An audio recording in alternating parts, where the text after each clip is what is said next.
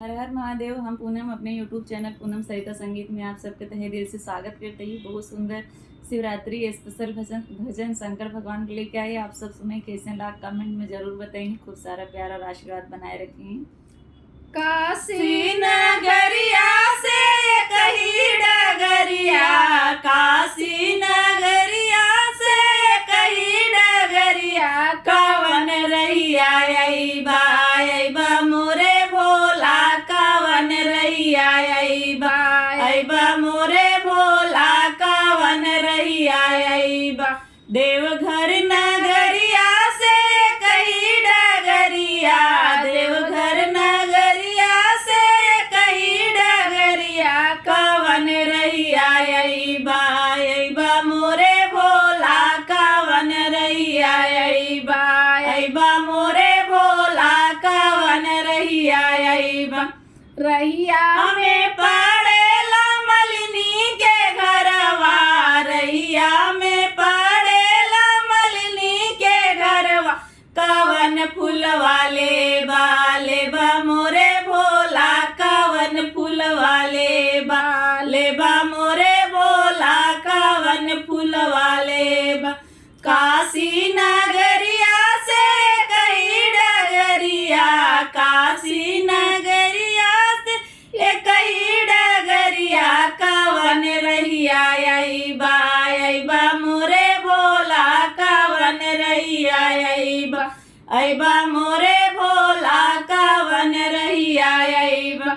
रहिया में पड़ेला भगतन के घरवा, रहिया में पड़ेला पूनम सरिता के घरवा, कवन रंगिया लेबा लेबा मोरे भोला, कवन भंगिया लेबा लेबा मोरे भोला, कवन भंगिया लेबा। काशी नगरिया से कही डगरिया, काशी नगरिया से कही डगरिया, कवन रहिया अइबा अइबा मोरे भोला, कवन रहिया अइबा अइबा मोरे भोला, कवन रहिया अइबा। रहिया में पड़ेला अहिरा के घरवा, रहिया में पड़ेला अहिरा के घरवा, कवन दूधवा लेबा लेबा मोरे भोला, कवन दूधवा लेबा लेबा मोरे भोला, कवन दूधवा लेबा।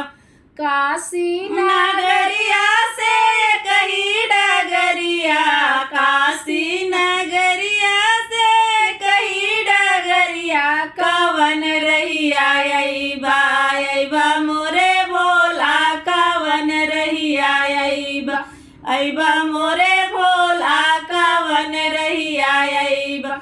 रहिया में पड़ेला बाग बगैचा, रहिया में पड़ेला बाग बगैचा, कवन धतुरा लेबा लेबा मोरे भोला, कवन धतुरा लेबा लेबा मोरे भोला, कवन धतुरा लेबा। देवघर नगरी